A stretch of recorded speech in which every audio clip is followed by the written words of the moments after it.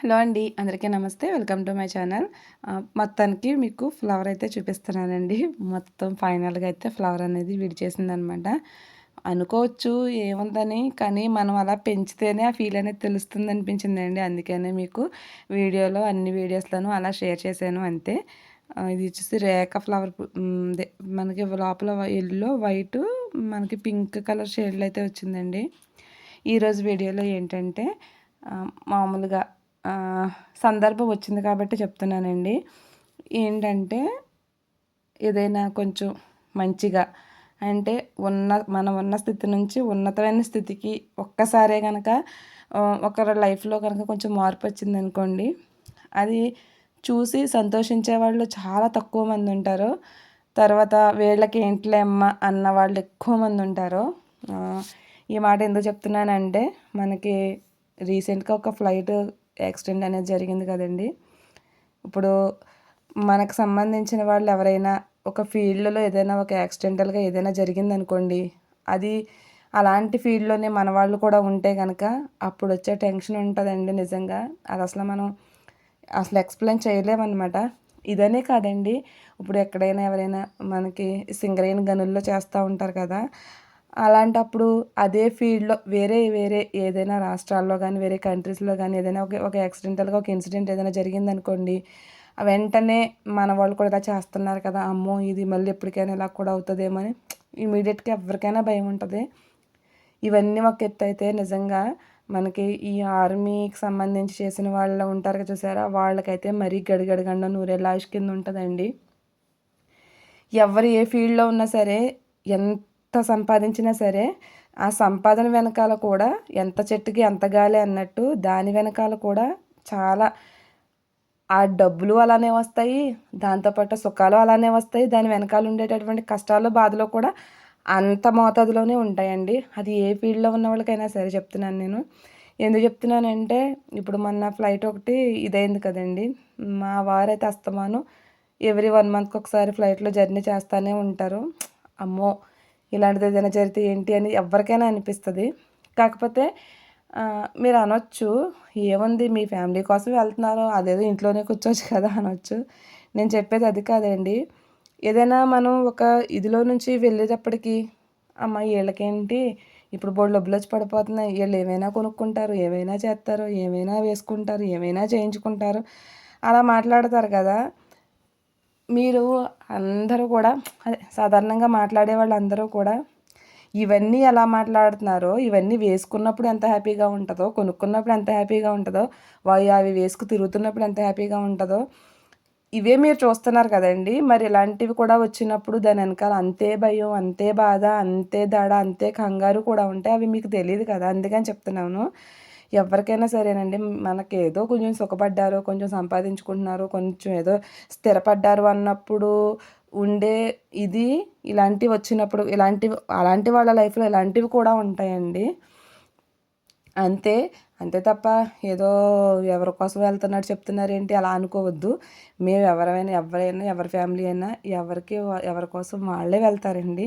So, అందులో ఉన్నటువంటిది ఏదో అనుభవించేస్తున్నారు, అదేదో సుఖపడిపోతున్నారు అని బాధపడేటప్పుడు, ఓహో! దీని వెనకాల ఇది కూడా ఉంటాదా అని మాత్రమే అది కూడా తెలుసుకోవాలని చెప్తున్నానండి అంతే. ఎవరి ఫ్యామిలీ కోసం వాళ్ళే ఇదవుతారు.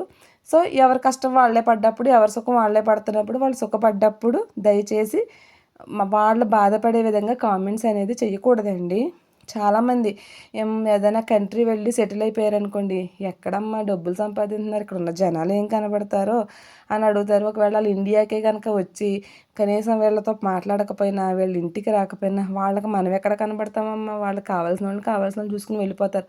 ఇప్పుడు మనం వాళ్ళకి కనపడేలా ఉన్నామేంటి? అలాంటి కామెంట్స్ చేస్తా ఉంటారండి. కానీ ఏమో ఎవరి ఇదిని బట్టి ఎవరికున్న టైంని బట్టి వాళ్ళు ఇదవుతూ ఉంటారు. డబ్బు ముఖ్యమా? రిలేషన్స్ ముఖ్యమా? అంటే 2 ముఖ్యమేనండి. 2 మేనేజ్ చేసుకోవాలి. అది వాళ్ళకి మధ్యన ఉన్న బాండింగ్‌ని బట్టి డిపెండ్ అయ్యి ఉంటది. నేను ఫైనల్‌గా చెప్పేదేంటంటే, ఎంత సుఖపడ్డా, ఎంత సంపాదించినా, ఎంత ఇది చేసినా ప్రతి ఒక్కరికి బాధలుంటాయండి. ప్రతి ఒక్కరికి సంతోషాలుంటాయి. ప్రతి ఒక్కరికి అన్నీ ఉంటే చాలామంది ఏంటంటే నాకులాగే కనుక వాళ్ళకిలాగే కనుక నేనుంటే నా ప్రశాంతంగా ఉంటుంది నా లైఫ్ అనుకుంటాం. అందరం అలాగే అనుకుంటామండి. కానీ ఎంత దూరాన్నున్నా, ఎంత ఎక్కడున్నా సరే ఎవ్వడికుండి సీత కష్టాలు సీతయ్యే, పీత కష్టాలు పీతయ్యే అన్నట్టు మనం 7 సముద్రాల అవతల ఉన్న బాధలు తప్పవు. మనం ఇక్కడ ఉన్న బాధలు, సుఖాలు అన్నీ కూడా మనం తీసుకునే దాన్ని బట్టి, మనం వ్యవహరించేదాన్ని బట్టి, మన ప్రవర్తన బట్టి, మన ఆలోచన విధానాన్ని బట్టి మాత్రమే ఆధారపడి ఉంటాయి. నాకెందుకో చాలా సార్లు అనిపించేదండి. అందరూ కూడా ఇంకేంటమ్మా మీకేంటి చక్కగా సెటిల్ అయిపోయారు, మీకేంటి అంటూ ఉంటారు. సెటిల్ అయిపోయామండి కాదని నేను అనను. కానీ ఎంత సెటిల్ అయినా దాని వెనకాల ఉండేది కూడా ఉంటుంది. అలాంటి సందర్భాలు కూడా మాకు ఉంటాయని మాత్రమే చెప్తున్నానండి. ఎవరికైనా సహజంగా మనం గమ్మున ఎవరినైనా అంటూ ఉంటాం కదా కామెంట్ చేసేటప్పుడు. నాకెందుకో ఇవన్నీ ఈ ఇన్సిడెంట్ చూసిన తర్వాత ఇంతమంది చేత ఇన్ని అనిపించుకుని చేసాం కదా, ఇలాంటి స్ట్రగుల్స్ వచ్చినప్పుడు ఎవరికి అర్థమవుతుంది అనేటప్పుడు మాత్రం చాలా ఈజీగా అనేస్తారు. వాళ్ళమ్మ ఎన్ని సంపాదించుకున్నా పిల్లికి భిక్షం పెట్టరు, ఎవరికి పెట్టరు, ఏమీ పెట్టరు. వాళ్ళది వాళ్ళే అంటే ఏమంటే పెట్టే సందర్భం వస్తే ఎవరైనా పెడతారు. అంతేగాని ఊరికనే సంపాదిస్తున్నారు కదా అనేసి ఏదో 4 డబ్బులు వచ్చినాయి కదా అని అందులో మీకు సగం పెట్టేయాలని ఆశిస్తే అది మరి ఎంతవరకు ఇదన్నది కూడా ఆలోచించుకోవాలి కదండి. చెప్తున్నాను సహజంగా. చాలామంది ఏంటంటే ఏమో అంటే బాగా దగ్గరగా ఉన్నవాళ్ళు ఏదైనా కొంచెం ఇదిగా ఉన్నారనుకోండి, మనకి రిలేటివ్స్లో ఎవరైనా వీళ్ళు పెట్టేదేదో పెడతారు. ఇంత వస్తుంటే ఇంత పెట్టారు వీళ్ళు, ఇంకా ఇంత ఇస్తే అయిపోద్ది ఏంటి, వస్తుంది కదా వీళ్ళ దగ్గర ఉంది కదా, వీళ్ళు పోగేసుకున్నారు కదా, ఇలా మాట్లాడుతూ ఉంటారండి. ఎందుకో నాకు ఈ ఇన్సిడెంట్ తర్వాత ఇవాళ ఇలాంటివన్నీ దాటుకుని వచ్చాం కదా, ఇలాంటి స్ట్రగుల్స్ వచ్చినప్పుడు ఎవరికి తెలుస్తుంది అని చిన్న బాధ అనిపించింది. అందుకే షేర్ చేయాలనిపించింది. ఇది నేను మీషోలో తీసుకున్నానండి బెడ్షీటు. నేను దివాన్ మీద ఇలా దిండ్లు పెట్టి ఒక 4 ఇయర్స్ అవుతుందండి. మా పాప పుట్టాక మళ్ళీ పెట్టలేదనమాట. అవి పట్టుకుని ఎక్కుతుందనేసి భయమేసి పెట్టలేదు. ఇప్పుడు పెట్టానండి మళ్ళీ. అందుకని మీషో నుంచి సెట్ అయితే తీసుకున్నాను. సెట్ తీసుకున్న తర్వాత చాలా బాగుందండి. 349 రూపీస్ ఎంతో పడింది. చాలా అంటే చాలా బాగుంది.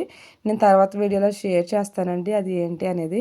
ఇది వచ్చేసి మా బాబు ఇవాళ స్కూల్లోనూ ఫీజు అది పే చేసి యూనిఫామ్స్ అవి తీసుకురావడానికి వెళ్ళానండి. స్కూల్ దగ్గర చాలా బాగుండేదండి. కొంచెం సమ్మర్ కదా మొత్తం పాడైపోయింది.